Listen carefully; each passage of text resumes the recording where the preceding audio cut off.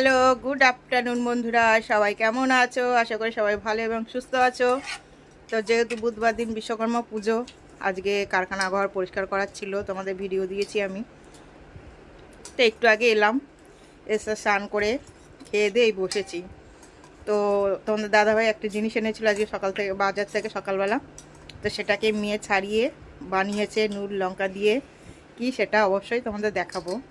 তো দারুণ লোভনীয় জিনিস, সময়ের অভাবে এখন আর খাওয়া হয় না, সত্যি কথাই বলছি।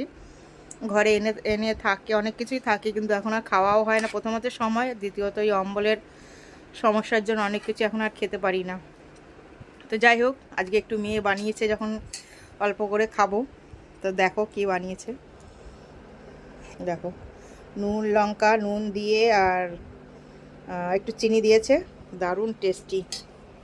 কে কে খাবে একটু চলে এসো, কমেন্ট করে জানাও।